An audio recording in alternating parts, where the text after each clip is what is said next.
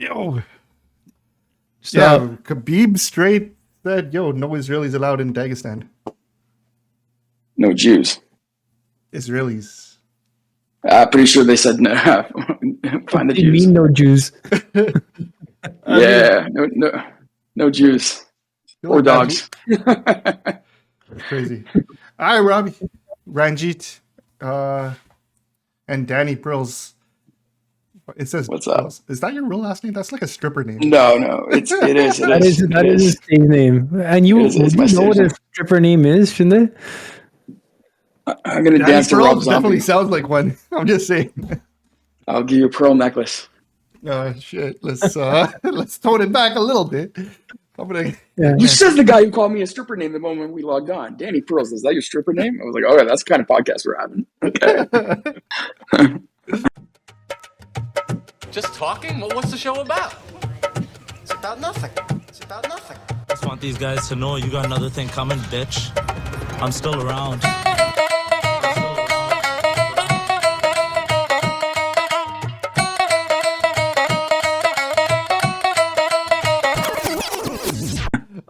What you guys been up to? I'm in We need the Punjabi back for, some things are happening in the world. So A world lesson. The world. Hey, how you guys been handling without me here? Like, geez, it's been like I know, Rand, you tried to invite me on a couple of weeks ago. Ranji's been leading the discussion and teaching us. Yeah, that's about when you would have got like sympathy from the world, but now no one gives a fuck. Now it's 2 weeks in. You had your a lot chance. changes, right? You had the one day. You had your chance. Yeah. We were victims. We had our day with victimhood, and then now we're back to being the oppressors. You had 6 or 7 days. 6 or 7 days? No, it's been a bit more than that, right? Nah. It's been like 3 weeks, 4 weeks now. Oh no, you mean So where? when did we lose? When did we lose? Yeah, when did we lose victimhood status? As soon as the 17. bombs started coming down on Gaza, Like 24 hours. I think all hell went down when what was it? The hospital thing. The hospital thing is when it was like completely. That's when it was. There's no coming back. That's when all hell went down. That's when but that was last week. It was I'd say a week before that it started. Public opinion. Yeah, when Pierce Morgan Flip the switch. flipped the switch. That's when When he went the other way. Right? Really? When Pierce Morgan said chill, that's when things started going the other way. Mm. If you can get Pierce Morgan against you, you kind of like. I don't even know what's Piers Morgan's position. I thought he was pretty balanced generally. He's like He's been pretty balanced. Yeah. Pretty balanced. Yeah, I mean, of all other people, he's been the most balanced because he's been the one who's actually had speakers on from the other side. Yeah. Well, what? Nobody else is hosting speakers from the other side. I don't know. There's so much content out there right now. It's like mass information. What's actually crazy is how much disinformation is coming out because you don't know what. Honestly, I don't know what's happening until I see a community notes. Well, it's like, I thought about that a lot. It's like, I always knew that like Israel is like a sensitive topic for like a lot of people, but like you don't really realize how sensitive it is. People are like no skin in the game. Like technically, not to say like, there's the humanity skin, quote unquote, but yeah, like everybody's stoking, they're putting their opinions like either, you stand with Israel, you stand with Palestine, whatever it is. But like, holy shit, have we forgotten that there's 1 million Uyghurs in internment camps in China? Like what's going on there, guys? Or like, 500,000 dead in Syria. Like, well, guys, numbers like the numbers game is like there's a lot of other shit happening in the world, and then you're like, but this one really stokes tensions. There's actually a good video on like why it's the case. Well, What's the concentration of cameras and just showing babies coming out of rubble is a tough one, right? Yeah, but like that's not the first time you saw babies out of rubble. That's fair. It's just I've never been bombarded with it as much as I have now. So why now? Why this one? Right? You got to ask. Because the world there's many reasons. Yeah, well, yeah, that's why. Yeah, that's why. We're both we're now the white colonial oppressors. That's why. I think social media has never been as accessible now. Even like 5 years ago versus now has been a big difference in the way media is consumed. Because we still had gatekeepers 5 years ago, and like who are people trusting? Trump really changed that. People stopped really. So like on thing. China was like 2 years ago, right? And like Not really hearing much of that. 1 million people in internment camps, like that's pretty crazy.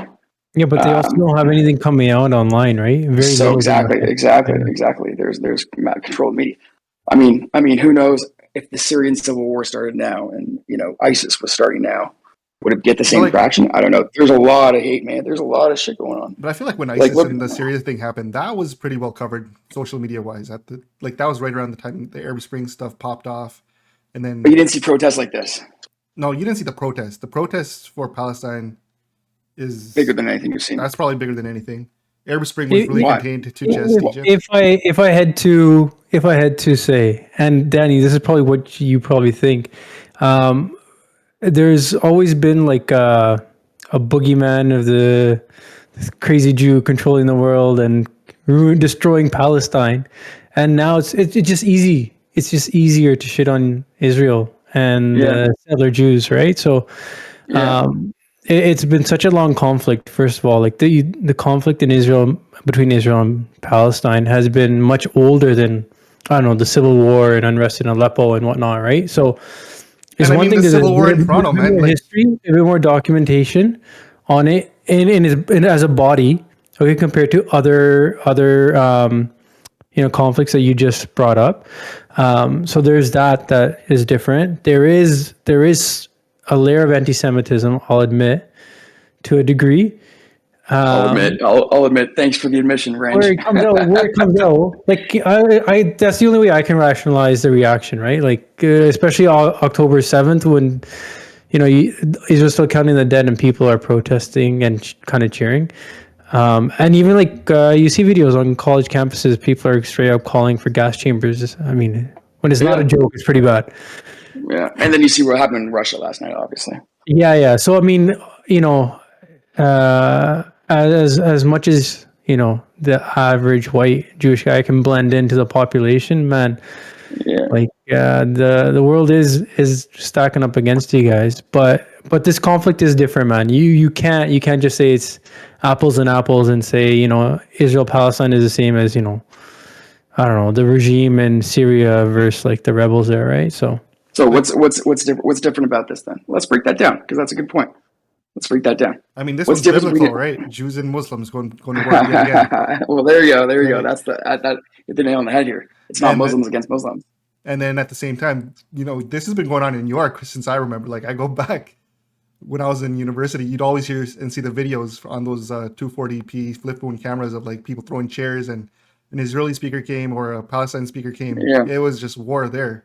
Like, I think the amount of exposure that this conflict has to maybe on university campuses here is more so than the Syrians. There's no Syrian student association. There's definitely Israeli student associations and Palestinian student associations and Muslim student associations. So I think there's like a lot more. Wait, there is an Israeli student association. I'm sure they have more clubs than anybody else. No, I said there is. There is. He said there is. There is. I said there is. I didn't say there is. But there isn't a Yerger or there isn't that's a good point. A Syrian one. So there's no like who's the Syrian is the Muslim Student Association. So who's their arch rival? Who's their nemesis? Who's their enemy? Fucking this guy. Look at this guy. Hey, Arthur. By the way, you know who's on the good side by who kills dogs? Those guys killed dogs in the fucking October 7th. They fucking killed the dog, man. The dog. They shot the dog. They shot the dog. Yeah, that was bad. Dogs, best animal. But yeah, listen, man. Stones versus tanks. Yo, but listen, hold on. So let's break that down though. There's this. Here's the Israeli psyche right now, and the Jewish psyche, frankly. October 6th, there was a ceasefire. There was no fire. October 7th, it went down. That is, and I think this is a confirmed fact. I don't want to spew things unless I actually have them confirmed. So what is confirmed fact is single largest day of Jewish deaths since the Holocaust. That's a fact, right? So that sticks in your psyche. These people, we can agree, were mostly not military, right? And you can call somebody a militant resistance organization. That's the kicker of the difference.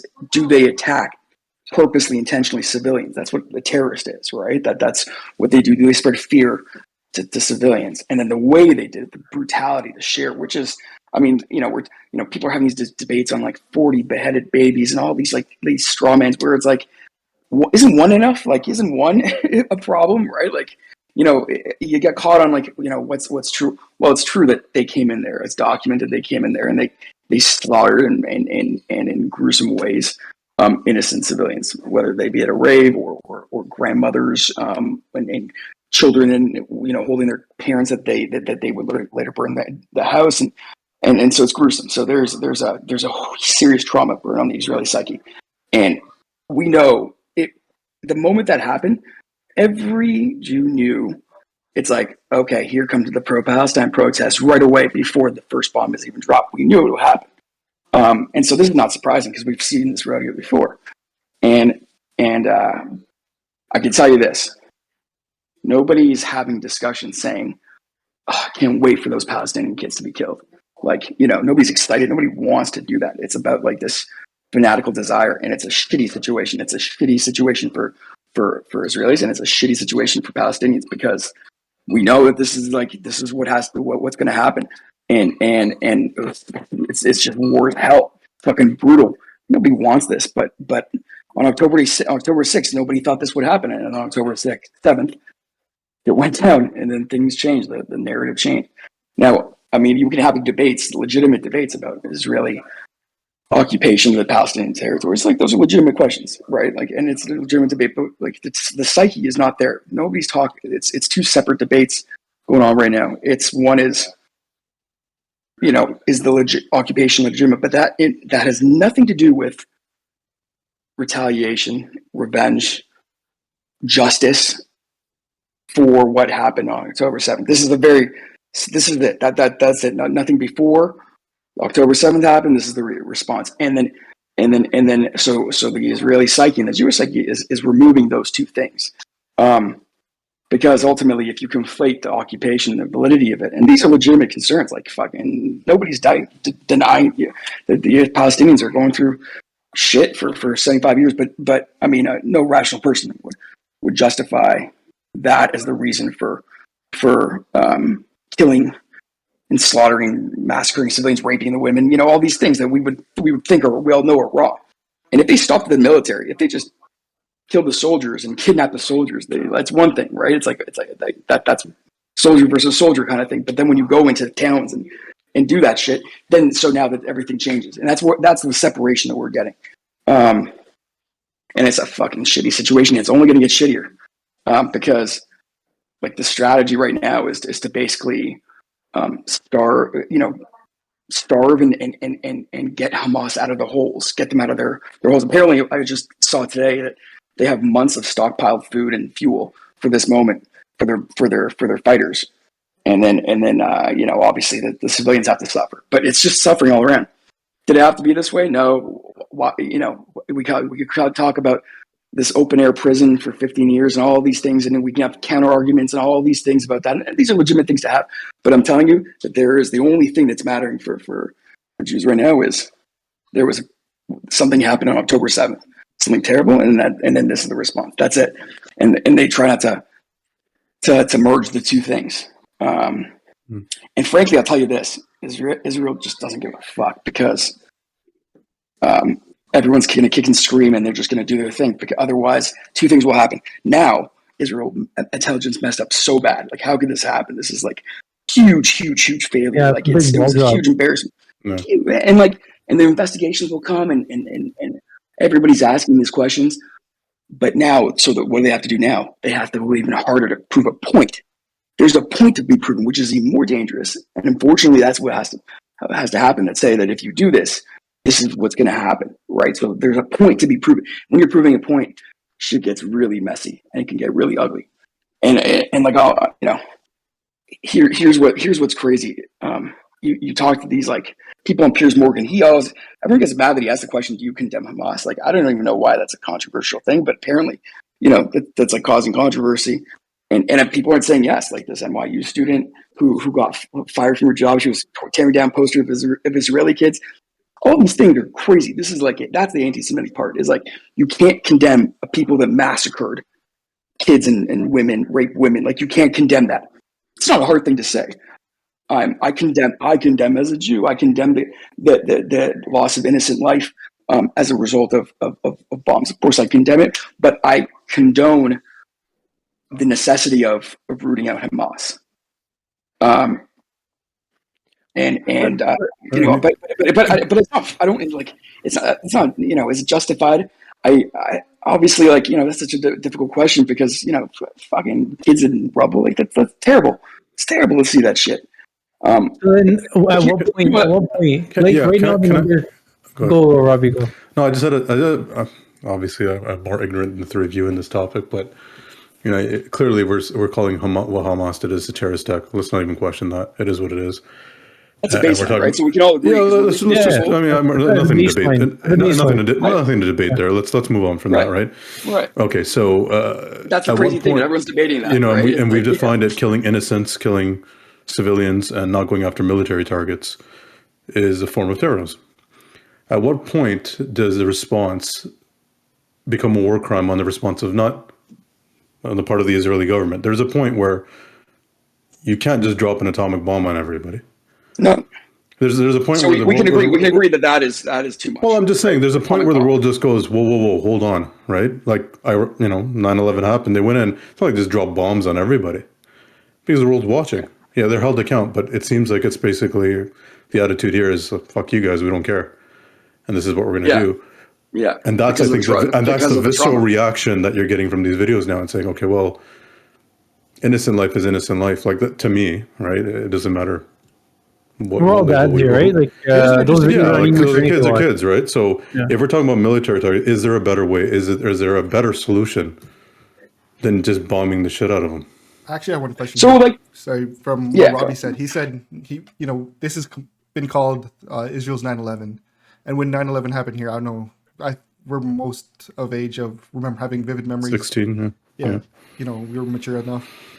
When 9/11 happened, at what point were we okay with the responses versus when we're like, because eventually the world did kind of turn on America and said, look, time for you to get out of Afghanistan. It was more just an attrition thing, but they never had the protests against the Afghanistan stuff like they did Iraq. In Iraq, I remember when they went to Iraq, there was massive protests. Iraq was the one where they were just like, what the fuck are we doing here? Afghanistan, but they did go after military. I mean, that's the difference, right? Like, clearly, even videos, obviously innocents died. I'm not questioning that. I don't think I'm arguing that they were righteous. I'm just saying the majority of what was shown to us, at least from our psyche standpoint, was two armies facing each other. What we're been showing Taliban was an army, or the Taliban and Al Qaeda wasn't really an army. That's like they were. Yeah, but then they're a terrorist group, right? So they're armed and they're not civilians, right? That's what I'm saying. Like that's what when a lot of we're the exposed to. I'm just talking about what the psychology is. That what we're exposed to is you had an army on one side and armed militants on the other, terrorist, whatever you want to call them. But in this case, what we're exposed to is a powerful government bombing, and we see children dying. So that's where I think now that reaction is there a better way? Like have they gone too heavy? But they show you children dying. They also show you Hamas militants among the children dying. They don't show that. The world shows that it's not. This is a terrible situation because you got Hamas embedding themselves. Look, here's the best part about Hamas: you can do this and then come back and be among the civilians, and it's a win-win because you literally profit off showing death to the world, and so it's like they know this. This is their game. And we talk about the hospital thing and all this is like the mass media coming in there and they play this game. We've played this game before. This has happened many times before. 2 years ago, we were having this discussion and I was on this podcast, right? And then about Ukraine, and you guys were asking me about the Israel Palestine at the time. I remember this was 2 years ago. So it's like a continuous circle. Hamas wins when the world sees that their children die. That's how the media sees dead kids and people have already long forgotten about October 7th. And look, what's the alternative? How do you fix this? I mean, the guy from the Young Turks, I forgot his name, Cenk something. He said, no, he's a Cenk something. I don't know. He's the guy who has the Young Turks. Anyways, he says he was the only guy on the left that I saw that answered the question. Peers asked him, so what should they do? And he's like, Send your special forces. And to, to his credit, he actually gave an answer. Now, look, it's easy for us sitting in these rooms, the comfort of our homes, to be judging, send your special forces. Well, maybe they don't want to, right? Maybe they'd they're rather going to get destroyed. The special forces on their own are going to get destroyed. And to be fair, guys, like the 9/11 comparison doesn't really line up. It is in the sense fine. Yeah, it is, Israel's 9/11, but we all felt, I remember feeling, whoa, vulnerable. Like, dude, people can come get us in Canada, right? CN Tower could be a target. Downtown Toronto could be a target. Like, someone can drop a plane there. And when America went into Afghanistan, first of all, they did a lot of aerial bombardment before any soldier actually touched the ground. No one questioned that shit. No one asked about, how many targets are soft targets? How many targets are military compounds? We saw bombs up in Afghanistan. And but that's it's what we were shown. I'm not arguing the significance of what happened. I'm not downplaying that. I'm just saying it's what you're asking. Well, why is there mass protests? I'm like, it's the psychology. But then no one also gave a fuck about questioning in that first couple of months either here, because at that point, we as in Canadians and Americans felt that one. Doesn't matter what color of skin you were, you still felt it. It was an attack at home, right? So the boys are getting things done when they're going into Afghanistan. No one questioned until, oh shit, we dropped a bomb on a wedding to get one, Al Qaeda guy. That doesn't make sense. But remember, social media at that point was not exactly. Everybody was in a cameraman, right? It's a difference. This is different now, right? It's a different world. Yeah. You have even think about the workplace. Everything is different now. You walk with so much caution in what you do. And I'm just saying the psychology here at play and the why you're getting that reaction is, or the narratives being painted of like they're guilty and you're innocent, is that it's what you're exposed to constantly on social media, right? Like I agree. There was a terrorist attack. I don't think any of us are disagreeing with that. And well, that's the thing. A lot of people do. Right? A lot of people do. It's crazy enough. That's crazy. That's what's going on here. It's like either there was the fear of the Jewish community is that people are finding ways to either A, deny that it ever happened, or B, justify that it's right.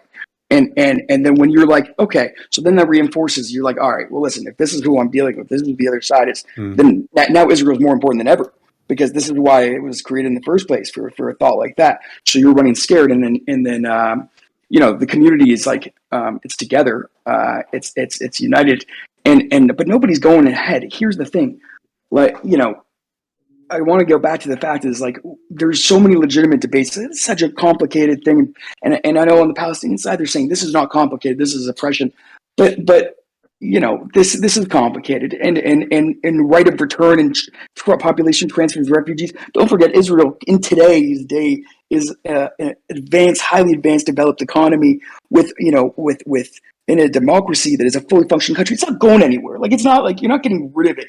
You're not doing massive retransfers of populations to your old, ancestral homes based on 1940. But all these discussions are moot because there's one event that happened, and this is the cause and effect that happened, and that's it. And so we got to narrow it in that regard. Israel didn't unilaterally start bombing. They did it in response to an attack. Now, whether it's proportionate, whether it's justified, there's legitimate questions to ask. But what is the root cause of all this? The root cause is not farther than a couple of weeks ago. And if we go and look farther than that, then you're just asking you're never going to get to agreement, because people bring up the Bible and everything. Yeah, you're saying we can't solve a 4,000-year-old debate? Is that what you're saying? Not in the context of one podcast, but maybe two. I mean, I think we were all pretty much on the page of, after we did that podcast, that there is I think we all predicted what was going to happen in Gaza. We said it's going to probably not exist by the time, because that was the most. We also said, there's going to be Israeli beach resorts after they flatten Gaza, and this is just a land grab. Those protests were happening. Those protests were happening before the first bomb was dropped. Like, they were right out in the streets, and the protest was happening before the bomb was dropped. People are ripping off pictures of kidnapped kids. Like, this is not politics. There's no I stand with Israel. Israel isn't even mentioned. There's a picture of a kid, 5 years old, and people ripping it down. So that's like that whole psyche of universities thinking that like this is normal or like this supports the occupation. It's just a poster of a kidnapped kid. We can all, you would hope that humanity has a sense of what is right and what is wrong. And for people to tear out kidnapped kids because that supports the occupation, like what the fuck? Where are we? Where are we going right So now? has anyone What's commented on, like you said on Piers Morgan, he had someone who was ripping off posters from New York. Did they actually have any response to? Because I haven't heard any. I've seen videos of them ripping off posters and stuff, but I haven't heard what the reason is or what they think they're accomplishing. So you can follow this account on Twitter called Stop Anti-Semitism. That's the account name, and then they have a tracker of all the instances that happen and people getting confronted. And sometimes they ask, "What do you want? Why are you ripping down the picture of the kidnapped kid?" And then the most common response is like, "This supports the occupation," or "This fuels the occupation," which is fucking nuts. So you go there and you're like, well, if your baseline is thinking that a kidnapped child is supporting the occupation, just like, hey, bringing awareness to a kidnapped child, then like, it's hard to have a debate with someone so entrenched and someone so in the views of Jews, inhuman, because, like, look, I don't even know how, there's so much disinformation, but I think it's quite established how gruesome the fucking things were. I've seen the videos. It is fucking barbaric, man. This is animalistic behavior, and they were out there to bring actual terror, because this is what terrorists do. You can't fight fire with flowers, and they have to do some really hard things.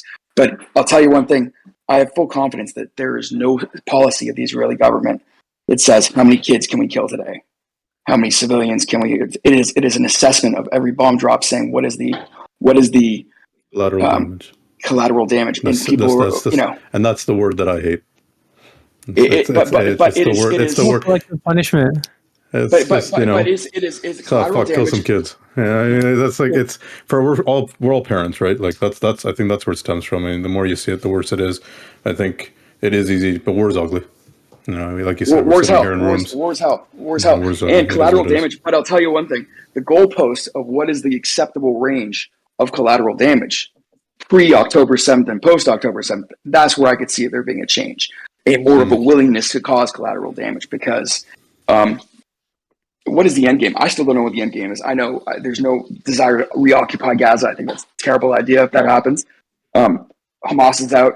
You're in this vacuum now. Is somebody even worse than Hamas, if that's possible, going to come in, right? But, I think right now the Israeli psyche is, fuck it. We'll deal with it because we don't care. We have to get hostages back. We have to, and that's really lowest on the totem pole. I think right now we have to get avenge and make a point.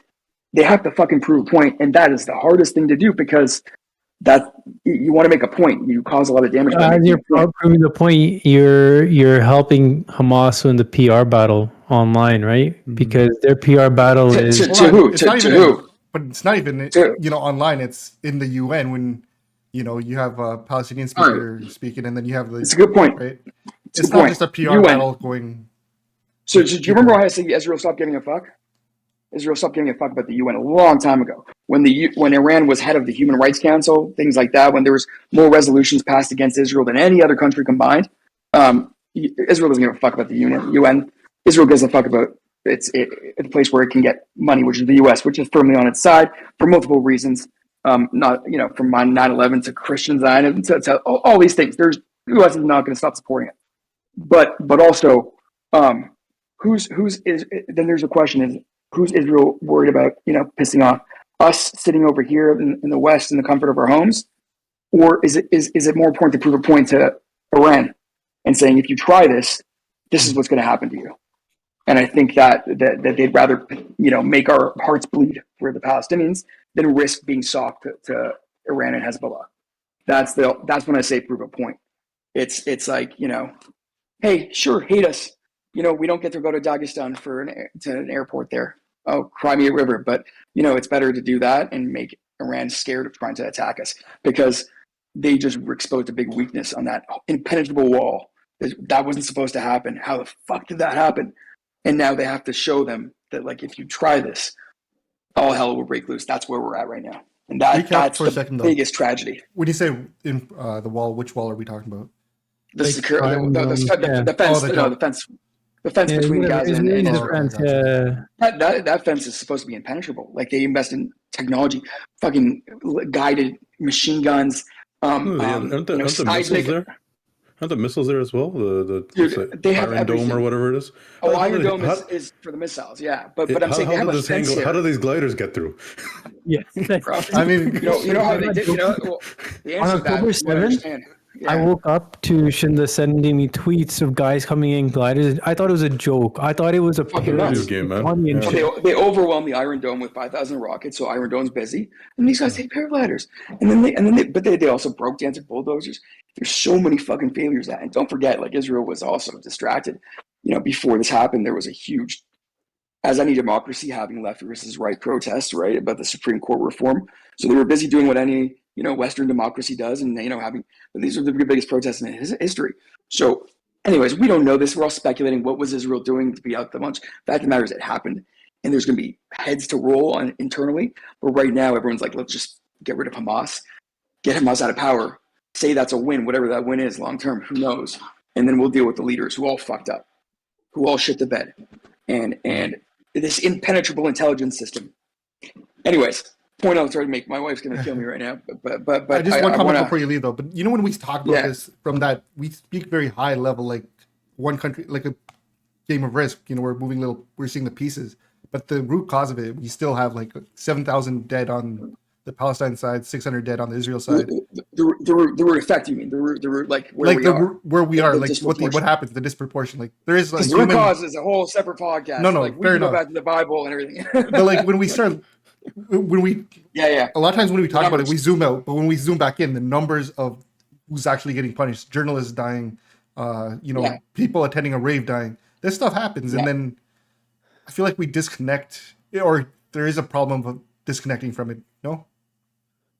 So I want to wrap that back to my original point. Was like we're so focused on this, and this is tragic. Like the children dying, I think ask any Jew, this is a tragic situation, and contrary to what other people are saying about, on the other side saying, it's justified what the resistance did. I, as a human being, like it's sad as shit, man. They're fucking kids. So I think there's a human aspect of it that no Jew will be telling you that this is. I'm so happy we're killing kids. Fuck no, man. Like none of my friends would say that. But you mentioned the number 7,000 and look at the world uproar. I'm going to take you back to where I started this, which is Syria. Civil war was 500,000 people. 500,000 people. Yeah, Syria was fucked. And I know it didn't get near as much attention, but Syria was fucked. But why? Especially with 500,000 people. Because nuts. it's sticks China and is stones literally versus keeping tanks 1 and million guided Muslims missiles, in man. concentration camps, man, in internment camps. 1 million people. Because Like right now. it's a different battle, man. It's sticks and What- stones versus guided missiles. Like Syria didn't use guided missiles. The difference here is guided missiles. yeah, Syria was democracy mismatch. protest that Assad used jet planes on and chemical weapons on, not sticks and stones. It's a complete mismatch. No, I feel like Syria was pretty fucked, but there wasn't the eyes on Syria that. But Yeah, his point is about the numbers. His point is about the numbers. My numbers. My thing is now that we, regardless of why we're watching it. Everyone's watching, and at some point it's kind of like, all right, they're in tunnels, but bringing down the buildings doesn't really seem to be affecting The tunnels. the tunnels. Do we know that? No, I've seen more than enough. The spray foam is the baddest weapon I've ever seen. Have you seen that? They just put the spray foam thing and it just seals the tunnel. Oh no, Like, I have not seen that. It's all over the internet. These guys are throwing some spray foam like product. Spider-Man shit, It seals the tunnel so you can't get out of it on one side. It's like they're going after ants. I'm like, okay, that's pretty badass. I guess I'm where gonna I'm look coming after from that. is it just feels like the bombing of the buildings isn't.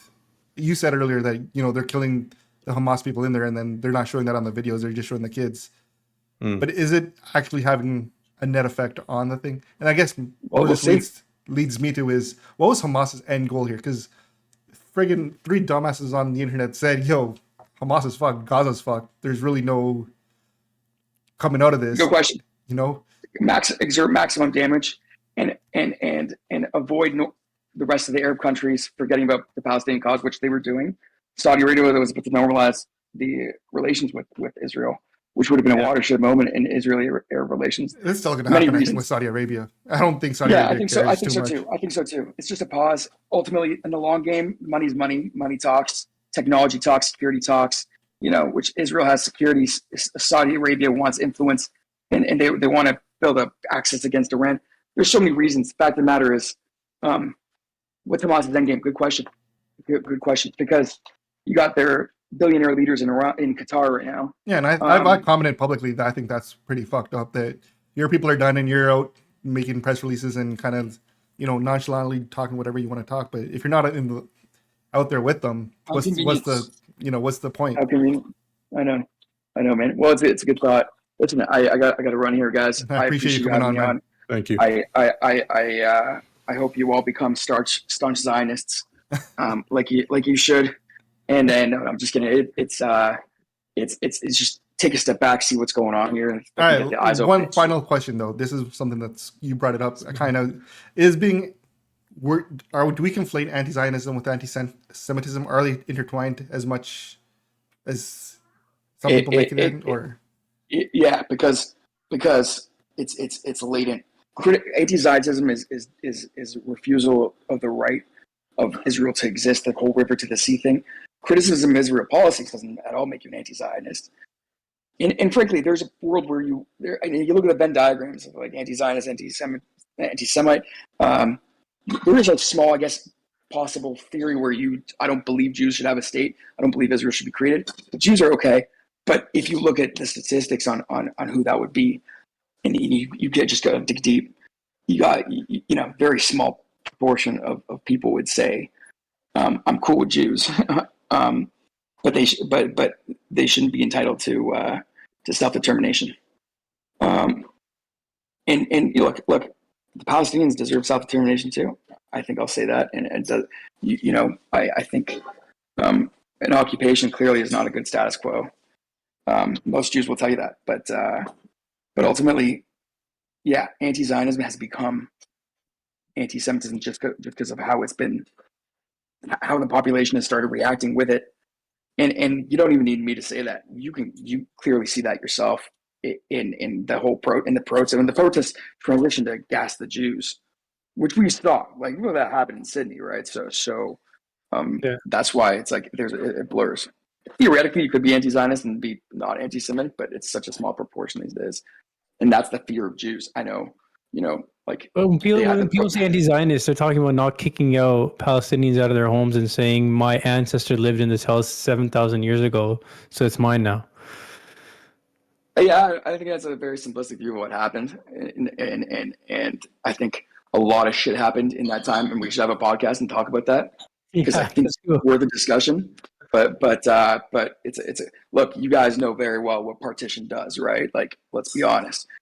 There's mass transfers of population and mass tragic deaths, and it's never a fun situation, but look, that's the history. Colonialism shaped where we are, right? And you don't just dismantle states because you're upset about what happened to your great grandparents.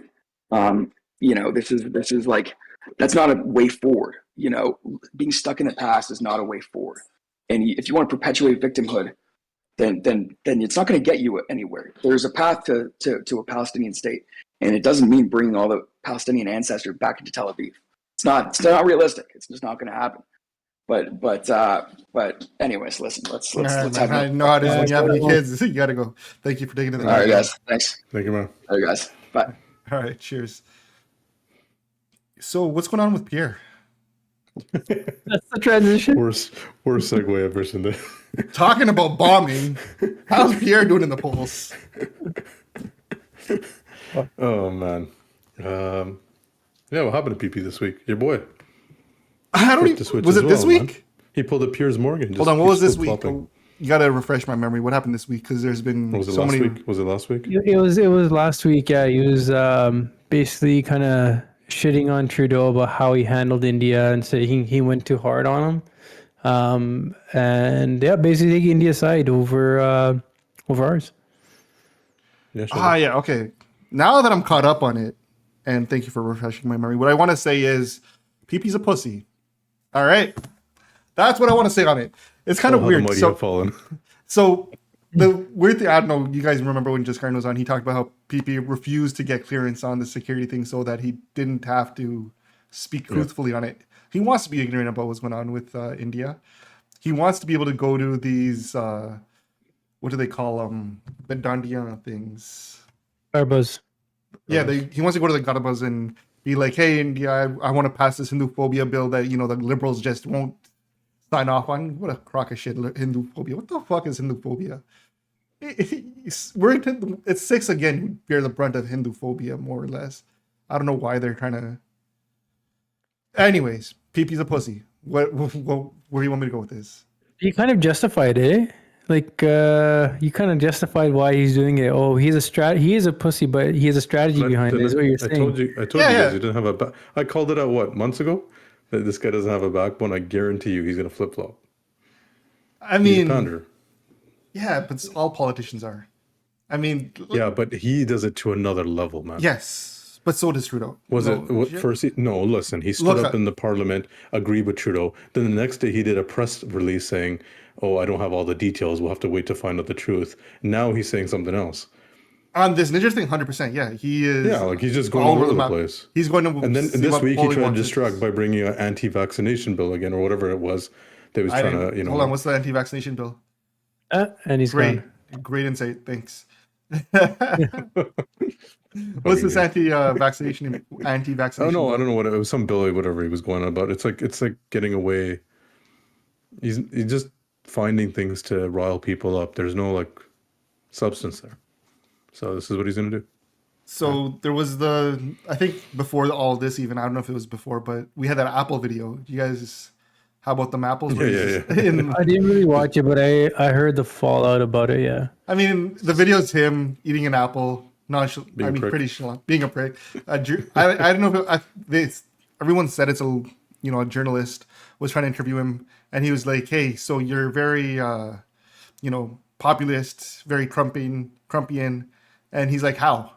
What does that mean? Show me." Like he was just kind of very bluntly trying to counter this guy's points to show that he's just following trends in his speaking points and not actually backing them up, which to some end, how prepared are you to like actually back up everything you say based on that time? Like if I saw a politician be like, "Hey, remember you did this? When did I do that? Last week? No, one time. Fuck, I didn't know I was going to be interrogated. I'm just trying to ask you a question. I thought this was an established fact of events, right?" And then the liberals countered his video by actually playing clips of every time he said something. Because one of the things he's like, "I've never called anyone a leftist." And then they bring up like 200 clips of him saying leftist, these leftist policies, this leftist shit. And could he lose? No.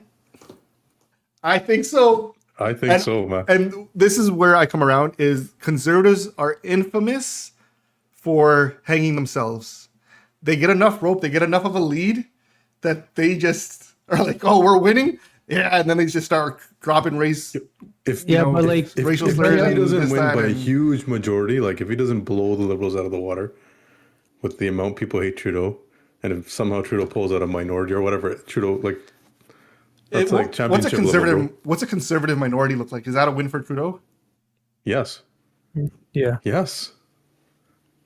And look, you don't have full power. Yes, 100%. I can only defend my boy PP to the end that as soon as Trudeau said "fuck India," I was like, "Boy, I don't care what happens. I gotta vote for you now." My politics is really basic. I keep it really simple. The second Trudeau stood up to India, I was like, my hands are tied. I can only vote Liberal or NDP now. Justin Trudeau's in the bother. I mean, I don't go that far, but at the same time, I acknowledge this is, as a Sikh, I feel like one party is willing to have my back somewhat, even though there's 7 years of neglect. There is something here that started high, ended high, right? I took it high, middle of shit. And just in general, he stood up for a Canadian getting killed on our soil. Put all the other politics aside. Why is PP so scared to do that? It's a very simple question. Because you got a turban and brown skin and a beard. Yeah. Oh, maybe. Right. But yeah, so that's where I stand on PP. Any other questions, ladies and gentlemen? PP. Okay, but if Jagmeet's obviously not going to win, but if PP gets minority government, and then it's the Liberals and Look, Jagmeet's back together. I'll go as far as saying that in the past, if I knew the Liberals were going to take the seat, I would vote NDP.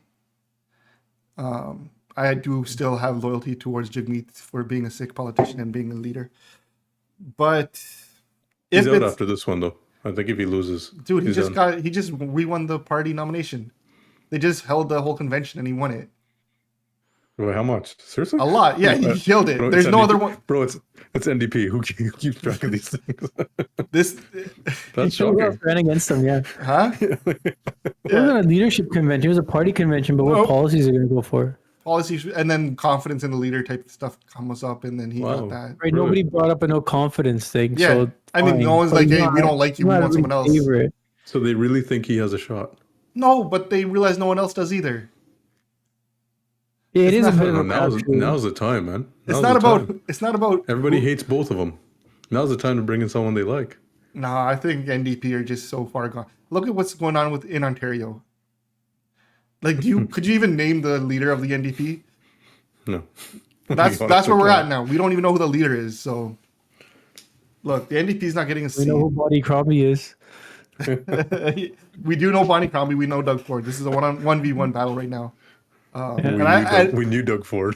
all I'm going to say in this We is knew before I get accused of this being a liberal Homer podcast, is I still unequivocally support Doug Ford over Bonnie Crombie. Why? Why not? What has Doug done to make asking, me? I'm just asking you why. Why do you support Doug Ford? I How like- much more do you need? What do you mean? What more do I need? What? Posing So the Douglas question. has been alright. Doug's been good. He's literally been governing from the center, where we Except want a for the liberal green. government too. Yeah, the Greenbelt debacle. look, he's been all right. Listen, Greenbelt He's been debacle all aside, he did what people wanted. He gave up the Greenbelt. They're like, give it back. He's like, all right, fine. Oh, you gave it back. You like, what the fuck? I was All right. okay with the Greenbelt going too there because it was a piece of whatever land on. I just want to rewind back. I don't think the tide in the community has really turned against PP though for just taking this side over ours. I don't see it. I don't hear it. Like it was a watershed moment. I like that word that Danny used. It was a watershed moment. Just like when there were like 20 MPs that were sick elected. That was a big moment for us. Canadian Heritage moment. And then, when Canada or when JT announced in Parliament that, there's foreign interference, India had a hand in it, that was a big moment for us. And it should have been a rally, but it's not. But No, hold on. It's under the radar, man. You know why? Something else happened in that meantime that kind of distracted us. What? The Nazi in Parliament. No. That I'm got talking about our community. No. I'm talking about our community. I'm talking about when the liberals, had that report, the terrorism report, Boz and all these other media outlets that focus on Sikh Punjabi issues. They didn't like have one post about it. They had editorials. They had people coming on talking. WSO had their podcast on it. Now we have, a huge watershed moment, a huge moment where Canada and its security agencies for once are like, yo, these guys aren't crazy fucking tinfoil bug guys. They actually have a point. There's something going on. And we're seeing a major party that's poised to win saying, yo, we need to be nicer to India. Like, give them some slack. What we're doing to them is we're going too hard. You should either take it as a slap in the face because they don't really think you're actual Canadian and it doesn't count and it's a foreign issue. Or it's somebody who is acquiescing to a different power where they shouldn't be. It's either way, it's a slap in the face, but there's no fervor, there's no uproar. It's one post, a couple of messages on Twitter, and that's it. I don't see any uproar. It's shocking. One, I think. Okay, so I agree with. I think the war between Israel and Palestine right now is just dominated headlines to the point where it almost feels like you could say whatever you want. Everyone's scrolling past that to see, which building got bombed or blew up. There's just no competing with that story right now. I'll say this much: is I still have a lot of DMs and conversations with people about what's Pierre doing, how bad are they messing up when stuff comes up, like when the Garba thing happened. Is it Garba? I said it straight, white guy. When that whole there was a video that someone released of him in private that didn't get like shared around, and I asked someone like, is this getting posted somewhere? And they said, yeah, there's a few other videos, but it's just being paced out. You're right. There hasn't been a huge let's vote out Pierre. We're never going to vote conservative rally by the community over this. Yeah, I mean, where's a town hall in said city of Brampton where we hold our conservative MPPs or candidates accountable for the takes that their party's taken against our community? Okay. Yeah, like the terror report, there isn't that. Yeah, I'm just But yeah. to that degree, did you know that there was a WSO event in City Hall just yesterday? Yeah, I know about Juggy. Was that it? Is that what Yeah, you're talking brother. about? Yeah, I was expecting you to say no, and then I'd have like a gotcha moment. But you took that away from me, so clearly this is why you're the lawyer and I'm not, because I didn't think this through. But like at that event, they talked about Pierre and like politicians and like the sick politicians on both sides not listening. Like it's something that did come up. It wasn't, when they were doing Q&A, someone asked like, how do we hold our MPs accountable to go after this kind of stuff? Why aren't we not hearing? They're politicians. Like when sick stuff happens, sick politicians are very slow to tweet. When Gaza Israel stuff happens, they were, we're here. And it's kind of like, what does the party whip allow versus what people are allowed? When this whole Gaza, like you have Muslim MPs or pro-Palestinian MPs who are willing to get removed from their party over the stuff they believe in, whereas we don't have that within our community, I feel like. And I think a lot of the focus isn't so much on, we have PP against us. It's why don't we have our MPs for us? Has been this strong focus. Maybe we don't elect the right MPs. Yeah, that could be a part of it. I mean, if you're saying that's one of the makeups they require or part of kind of their character, maybe these people just don't have it. And then you can't expect the world out of people. Maybe they just don't give a shit. Collect the $200K and go home. And I think another thing is this issue something that resonates with these MPs? Like within our community, I still think this is a bit of a controversial thing because I know even on this one, there have been they're controversial on the killing. On the Niger thing and the votes. I still hear people sometimes give justification on. Look, we don't think the Niger thing should have happened. He shouldn't have died, but. They're like, we got bigger Canadian problems. They don't like this isn't something that they want to adopt as. But who, like our own community or like within the general?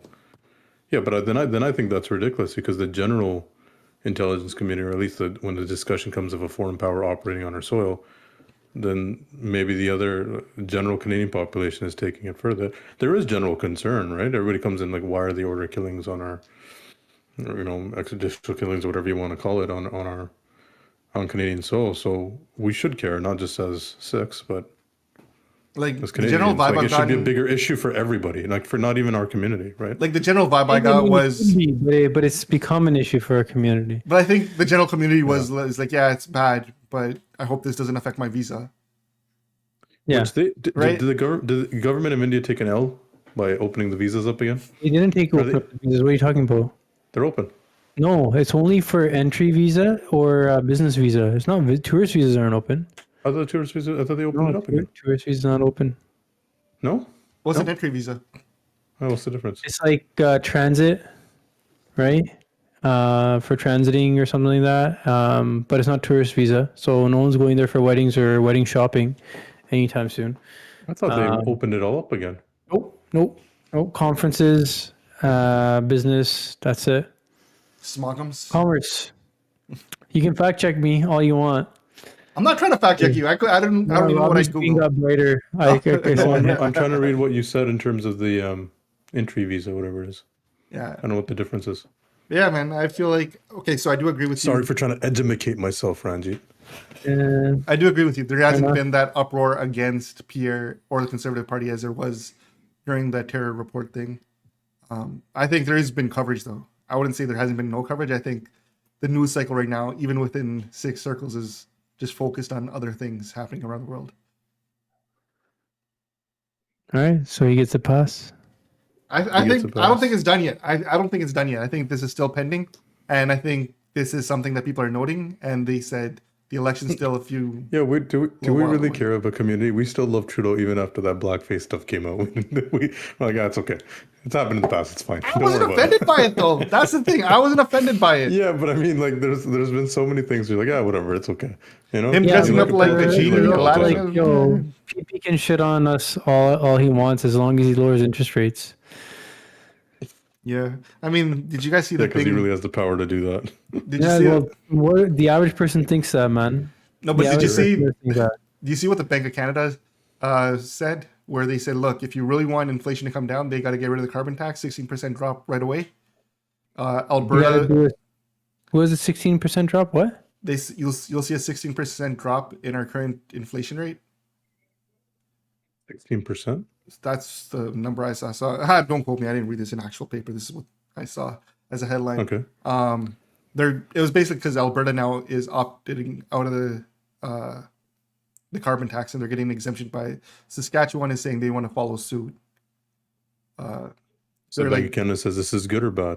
Bank of Canada is saying, listen, carbon tax is really what's driving up inflation right now. This is the one thing that the government can do to help.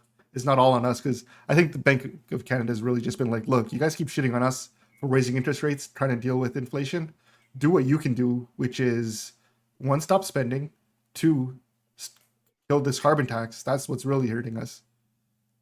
I mean, I can see it being part of the problem, not hurting us on its own. I mean, carbon tax driving up energy costs, but it's not driving up, I don't know, like Driving up energy mortgage costs, payments, car payments and shit. but it's all related, right? Like energy cost goes up, everything else goes up.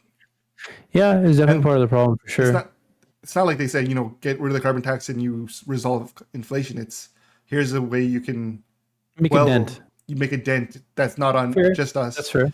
That's And fair. look, the carbon tax when it applies to Canada is kind of weird because we're a cold country. We're a country that needs heat in the winter to stay afloat, to stay like comfortable, right? And we're a country that everything is so far away. We need to commute. We need to move. We need to actually these are things that we need to do. Truckers need gas to move product. Carbon tax and what it accomplishes environmentally, I just don't think add up. I think it's the tax that hurts us in all ways and doesn't help in any. How does it help? Well, the notion of I know nothing about. I'm being honest. I know nothing about the carbon tax. so I mean the notion is you put a carbon tax on, you get companies to use less gas and produce less emissions because now they're mindful of the costs. People don't go on joyrides; they buy less cars, which to a certain degree it may have helped push electric car sales a bit. But do those tax dollars go somewhere? No, it's more punitive. I feel like than anything. It's not like those tax dollars go into planting more trees or anything. So that when they say spending money, they're not using the tax, It's not the going. carbon tax to fund other I mean, projects. there's a new They do annual check rebates. that we get. We do the rebate check that we get. Oh, there's a new one. I don't know if you guys know about the electric pump. What? The heat pumps? Heat pumps. Yeah. So right now our heaters and everything run on gas, and there's a huge. I think it's up to $7,000 rebate you get if you put a heat pump outside. It retrofits. It's kind of like an AC heater all in one that runs on electricity. Yeah. And yeah, man, we're probably gonna look into it because it basically pays for itself. The rebate covers the cost of install. So Interesting. I've been looking into heat pumps for a while. I only learned about it last week. I was like, what the hell is this? They're like, yeah, instead of using your gas to heat, you get like an AC unit that's a heater, and it's an AC unit in one. I was like, all right, how much is it gonna cost me? Next to nothing because your rebate covers it. I was like, well, I like that. Do it. Are you getting it? Yeah, we're probably gonna get it before it gets too cold, which it's starting to today.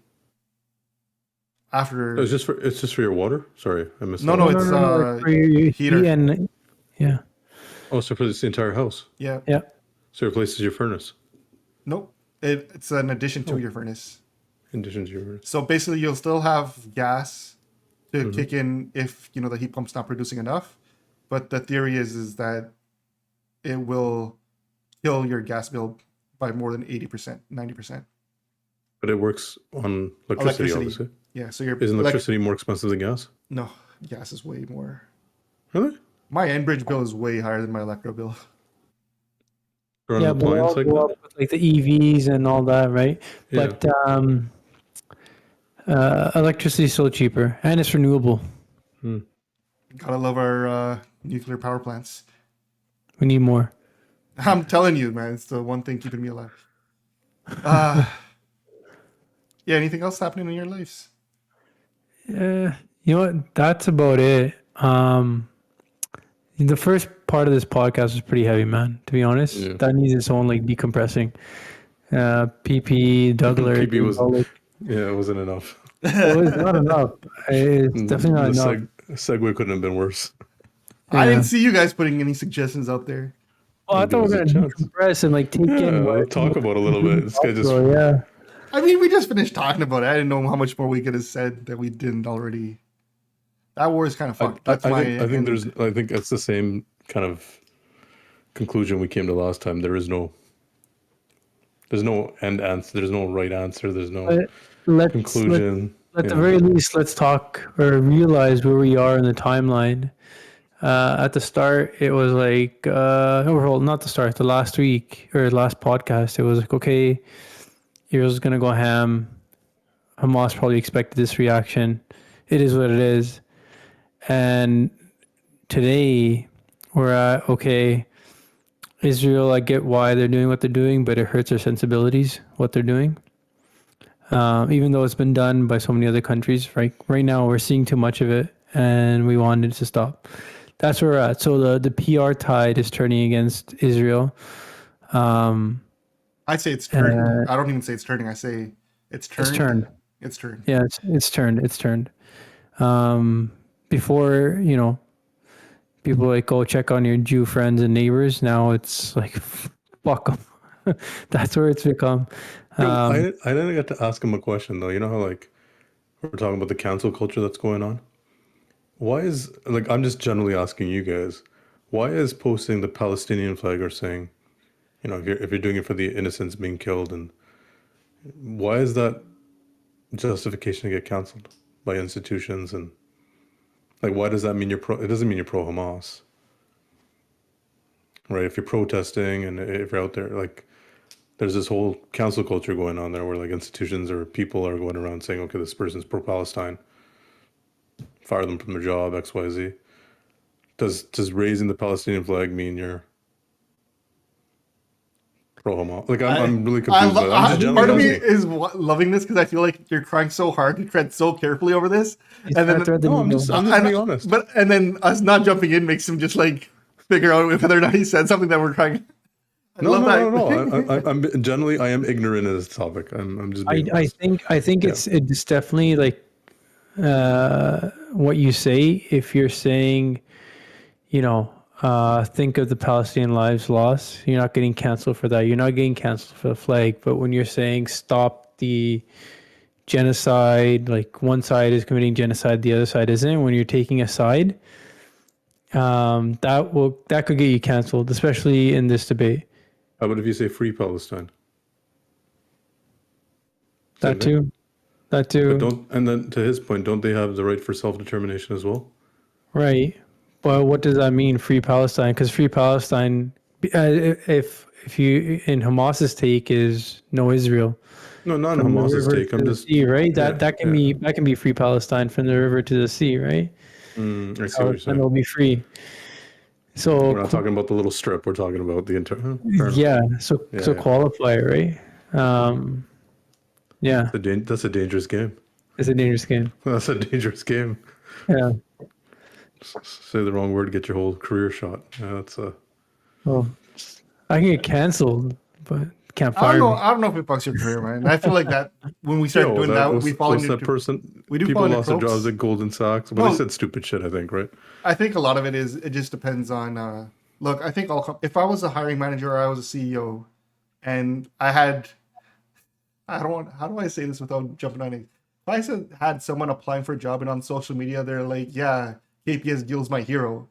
That would, if I was of any ability or in any power, I'd be like, no, fuck this guy. He's not working for my company. I don't want this guy here. You know, if I had any sort of influence, I would openly say that. I have none, so whatever. I might be working with a bunch of people who work. You know what we can talk about is the Sikh or Punjabi online population or presence and their takes on this. I don't like it, and we talk about this. I don't like it when we get boxed in like 6R for Palestine or 6R for Israel.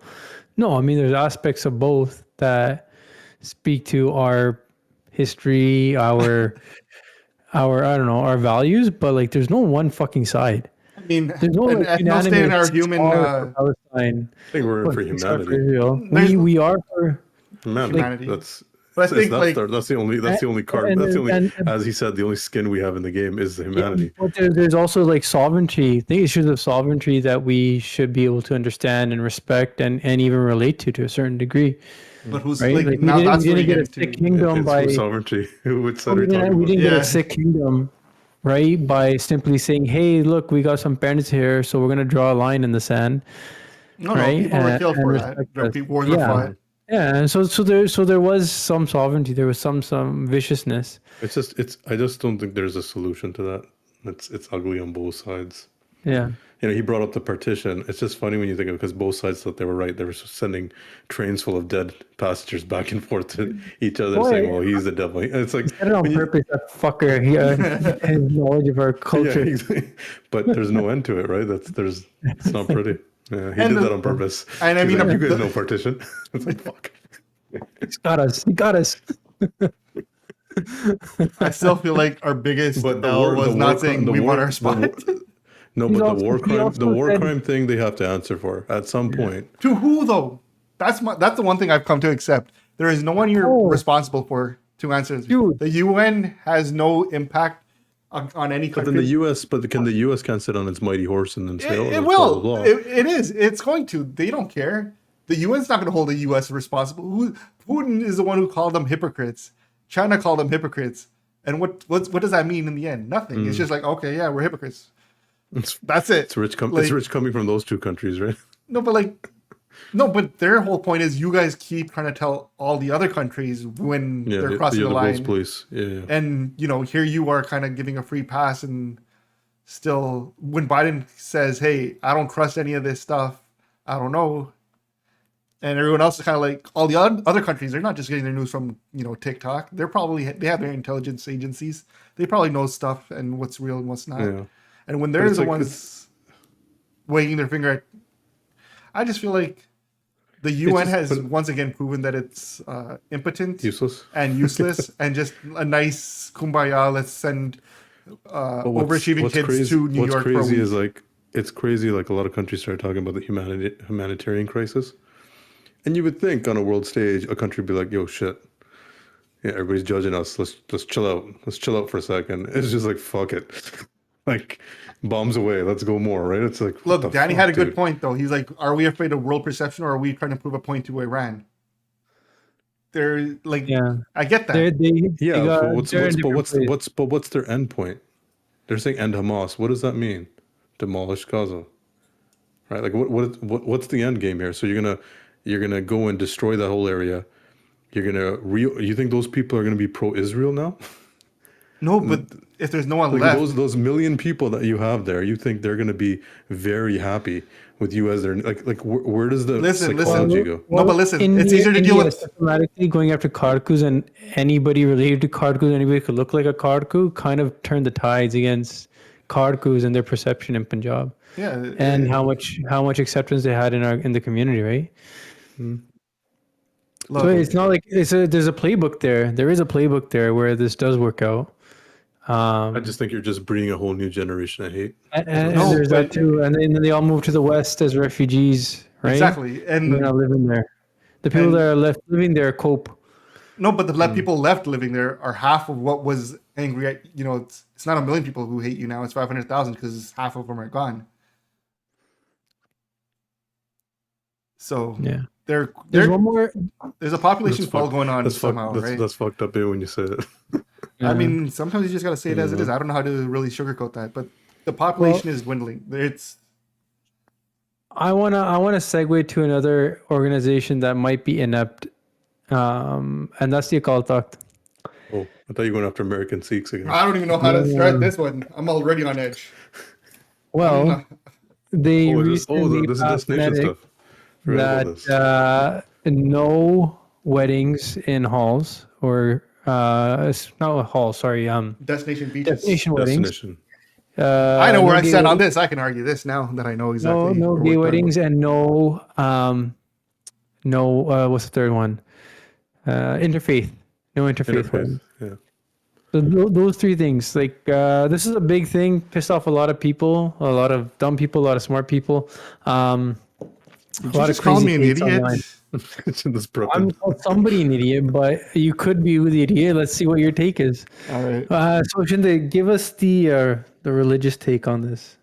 I mean, I've always thought beach weddings are kind of cringe. They're Why? they're cool aesthetically for a little bit. I think too many people started doing them, and then it kind of became okay. What's going on here? The reasons why people do destination weddings are twofold. Sometimes it's to just get good pictures. Sometimes it's, the wedding industry and the amount of money that it costs to do a wedding here. Let's go and save some money and do it there with, less people. It's easy to justify taking fewer people when you do a destination wedding. The religious sentiments of it, one, people don't feel like proper satkat is always provided. What does that mean?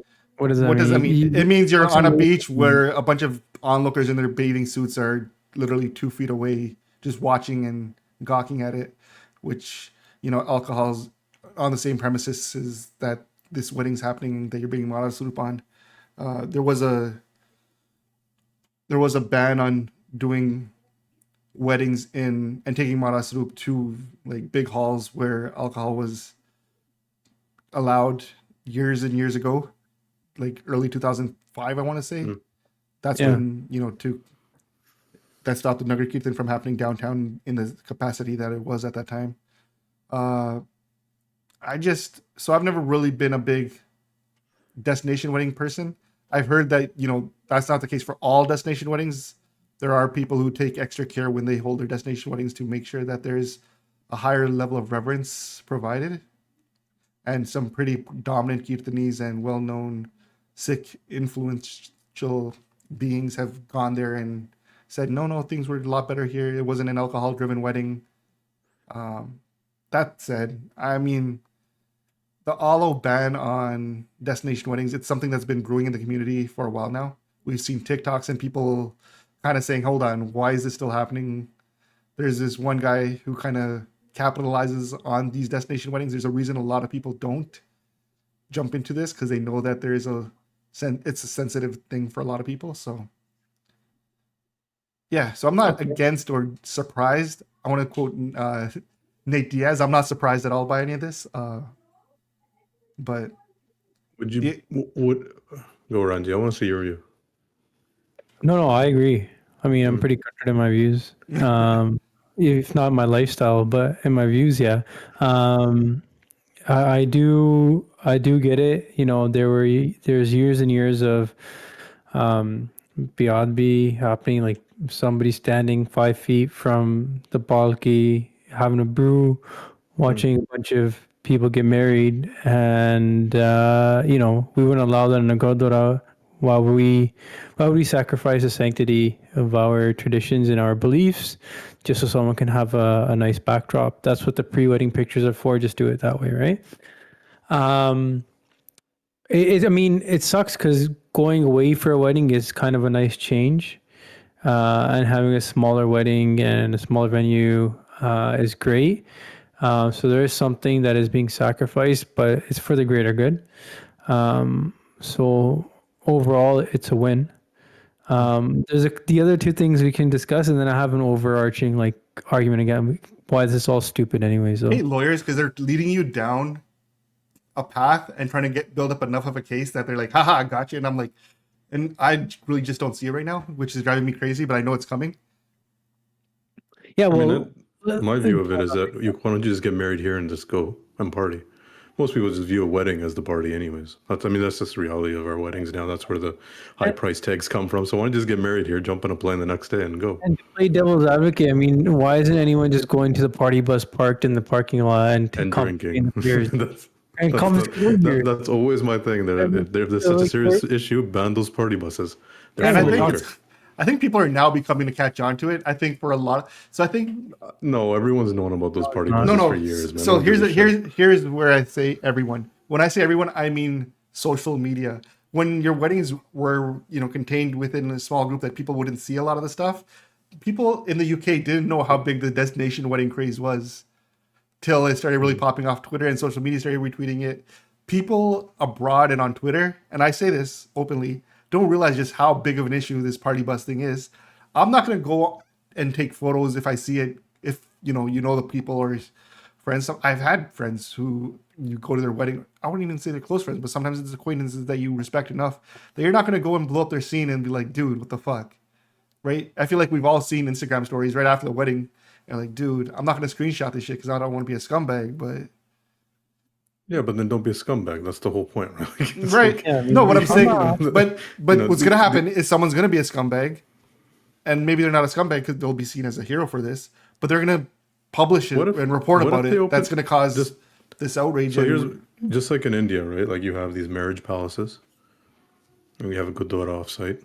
Why can't they just do that in Mexico? This is just me theorizing. Go get married at the Gurdwara in Mexico City. In Mexico. Why don't they make another one local to the resorts? If there's 6 resorts, make one there, and you've just solved everything. Yeah, and resorts might, deal, right? If this is enough of an income driver for resorts, maybe they do that. Maybe they do a marriage, like cross-denominational marriage facility area. Well, isn't that what happens in Punjab, where the Akal Takht is from? They have marriage palaces, where they have one section where people go get married and everybody else just chills at the hall. No, but they go to the Gurdwara, and then the Gurdwara is right beside. Which is it's right beside. I mean, that's just an argument now. Yeah. I'm just saying that culture of this resort, and it's already taking place in Punjab as well, right? Fine, not the actual beach, and I agree with that, but everything else should just be separated. There's still separation, right? There's still separation. I can agree with that. So that's what I mean. If that's the solution, just have a separate building. I feel like we're spreading ourselves real thin. As far as party buses, and when we say this is being done to keep Satkara Maharaj at the wedding, and then we look at all the other biadbis that happen, I think we should stop these party buses. And look, Gurdwara have banned wedding promoters, not promoters. What do they call them? Wedding planners. Planners. So the wedding planner is not allowed to come into the Gurdwara and start dictating stuff. Your planner basically is like, this is the time you guys have to be there. I can't do anything at the Gurdwara because committee guys yell at me. I'm not allowed to like be up in center with my clipboard, telling you guys stand up, sit down. The Gurdwara just said no wedding planners in the Gurdwara, even though they're there. They're just not there with their clipboard at that time. I feel like Gurdwara are moving as much as they can without pissing off as many people as they can, because they are like. Imagine if Gurdwara said. Can we just say from a basic standpoint, it's a big revenue generator. Weddings in the summer. It's what keeps a lot of the. It keeps them alive, right? There's certain Gurdwaras that rely on this, right? All of them in Toronto. Dixie would be fine without it. Malton would be fine without it. You think so? Yeah. Yeah, the ones with regular Sangat to be okay. They have general Sangat that comes from regular programs. They're not. How much on a wedding now? It's 24. Sustain its size without the wedding industry. No, I'm just saying like 2,400 for a wedding now, right? Different. And some of these places are. Generally, yeah, about 2,500. Let's just be on 2,500. Some of these places have 2-3 halls going at the same time. I mean, no, yeah, Dixie does, but like in some cases for the Duggies, that's really where they make. And now the weddings are seeping into Fridays and Thursdays and Wednesdays. Yeah. So it is like we can't ignore what it is. No, it is a huge money. revenue generator. It makes money. Let's not be stupid about it. So you're not going to piss off everybody. So, but at the end of the day, I agree with you guys. What the wedding's the wedding. It's this whole party and everything else that gets involved, and I think there has to be separation of the two, right? When we say we can't wait for wedding season, Ranjit's just ready to go to the hall. He's not ready to go. He's not ready to be there at the Gurdwara for the middle. He don't give a shit. I do go to the Gurdwara, not for the but you middle. don't care.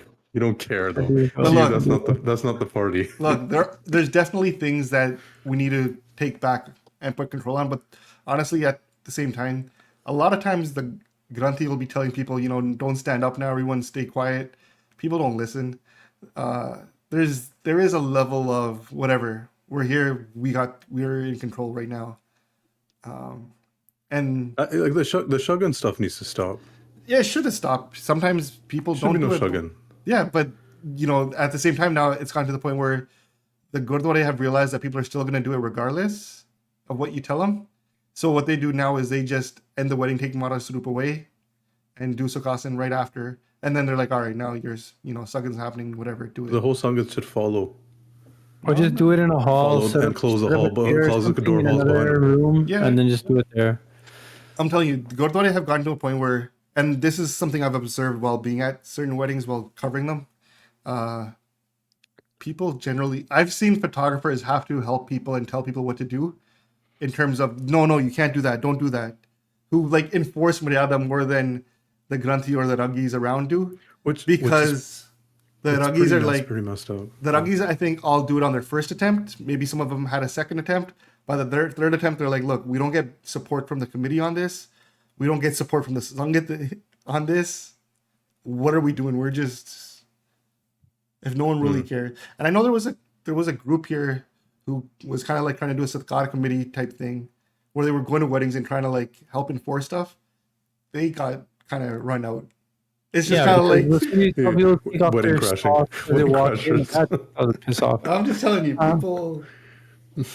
Okay, so look, there's two other things that they passed. So no gay weddings and no interfaith weddings.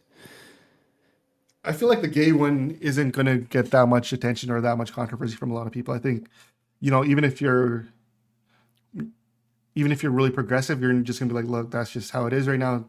It is what it is. We're not going to, I don't think that shocks too many people. Mm-hmm. Interfaith one, we could go into that one. I feel like that's where your big gotcha moment that you want to really go into. It's not. It's actually not. But go into it. So interfaith was a big thing in the UK. That's where they had the sit-ins, and we had a podcast on that one years ago when a lot of that was happening. And I said, look, crashing people's wedding for the interfaith stuff, that's cringe. Don't. But yeah, when did we become about conversions? I'm just asking. When is that? When our big thing?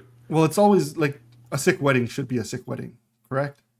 Yeah, but why can't it be between someone who's I wouldn't consider myself a Sikh in the context of, what they are kind of identifying everybody as. Fair enough. Not practicing, so I don't. What kind of faith am I? And I think do I still show up? So isn't are you saying interfaith or interracial? No. Where are you going with that? I think basically they're saying, look, we don't, and this is having been part of an interfaith family wedding not too long ago. The general consensus I got from the committees, even when we were discussing this with them, was, are you guys going to do 2 weddings or 1? If 1, and it's Yanandagad, is cool. Second question, is it the girl who's, is it a girl or a guy? If it's a guy, they're more down with it because they see that as someone coming into the faith, whereas with the girl, they see that as someone leaving the faith. And generally, it just came down to, and I think those were the 2 big things. I don't see Gurdwara here changing that too much. That's weird, though. It's come from the UK because you were required to do a Christian wedding for so many years.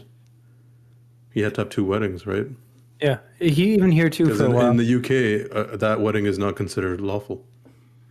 Or wasn't. Or was, I don't know, maybe it changed, yeah. So I don't know anything about the history of that kind of stuff. I can't imagine that lasted into the 90s, did it? Really? So you had to get a bishop to sign off on your marriage? That was your actual wedding? Going to the court register? I don't know what it was. But yeah. Okay. They'd always have 2 weddings. It was a big thing. Yeah, I never knew about that part of the history. That's what's so funny, of that they're the ones pushing this 2 wedding narrative. So I do know there was a general thing about that, and I've always said, listen, if 2 people respect Maras and they respect Bani enough, and it's full Satkar, it never really bothered me. The argument was always kind of non-Jews can't have a Jewish wedding, non-Muslims can't have a Muslim wedding. You have to adopt or kind of agree to the faith to hold those. So why are we lowering our standards to just allow everyone who wants to come in and? I think they got to reevaluate what the barrier of entry is to even get married. I mean, like, look at all our guys. I don't think any of and them. look, Like, what are you basing on? You were born into a family, all right? That doesn't mean like. look. Traditionally, the Nandkaraj was between Amritari 6, and I think what's happened over the last 50, 60, 70, 80 years is the definition of who is a Sikh has broadened to the point of, are you Punjabi? Yeah, you're Sikh. Yes, is that? Yeah. And I've had this talk with people, and they said, look, if you're in trouble, or if like your default faith is to go to the Gurdwara and not to go to a church, more or less you are Sikh to that point. Fair enough. So I guess, and as your definition of Sikh changes as well, person to person. So, and I think a lot of people would agree that the definition of a Sikh has been watered down. You being as self-reflecting, self-affirming, and self-aware pointed out that you don't consider yourself Sikh. Miss Jyoti K. In the traditional sense of what they're speaking about. Fair. But then you have so for me, I would say in my definition, I am. Yeah. Right. From my perspective of what I think, that's fine. But in terms of what the Akal Takht's expecting, I don't think any of us are. Yeah. That's what I'm getting at. Is like they're putting this out there, but then how do they define that? It's not that high, man. Like Shinda would be a Sikh. Yeah, but if a Gora's like, yeah, I think I am too. Actually, or it's ironic. I wouldn't say shooting myself. It's ironic that I say it, but I don't think taking Amrit is a high bar. It's just not for everyone. I know it's fucking ironic that I'm saying it. I can't believe. It should just take him. I just feel like I'm gonna get messages. This is what I'm like. Shit, I'm gonna get pinged about this, and then I gotta. It was a 2 Monday on that. I don't think it shouldn't be seen as a high bar by Monne. Monne see it as a high bar. Let me clarify. Yeah. It shouldn't. It's a starting point for many people, but to Shinda's point, like Anand Karj, it just makes sense. What's being said, what's being read, what's being done, the act. It all makes sense if you are Sikh and you're following and your belief system lines up with that, right? For many of us who can't even understand what the Bhatti Singhs or the Raghis are saying, then it just becomes no better than two Gore getting married in a Gurdwara. I feel like if you don't know when to stand up or when to sit down or when to meditate, or I think that's when it. But there's a solution that we've talked about multiple times, and it would just apply. It'd be another money grab for these Gurdwara, but you make one universal course. This is the Anand Karj. This is what happens on that day. This is what you have to know, and it forces everybody. It forces everybody to attend, come on a weekend to spend 4 hours, 5 hours, and have some thing sign off. Maybe even you'll pay extra and not even attend the course. But at the very least, there has to be something that's required. Randy's already thinking of the payoff. I know what the shortcuts are, right? But if like out of 10 Gurdwara, like 6 enforce it, especially the big ones, then it is what it is, right? Like people are going to have to do the course. So then it doesn't really matter what faith group you are. If at the very least, if you're going to marry your Punjabi girlfriend and she wants to have a Sikh wedding because she always wanted to have a red, what is it? Lenga. Lenga, thank you. So I knew something Randy didn't. Yeah, a red Lenga, then, you do it. You take the course, you understand what the fuck you're doing on the day of and what it means to people and what the faith is saying. And then it shouldn't matter to you too, to a certain extent. And you do it. Then at the very least, okay, fine. I won't bring the cold shots in the bus. I'll wait till I do my pictures at the park. That was very specific. Cold shots. I thought that was just a code word for beers. Clearly, that's a brand. Someone who's partaken in this event or has been with a lot of experience. Never. No. Randy's the type of guy that says, "Listen, I don't condone this. Pick me up from across the street," and walks over. I'm not drinking in the Gurdwara parking lot.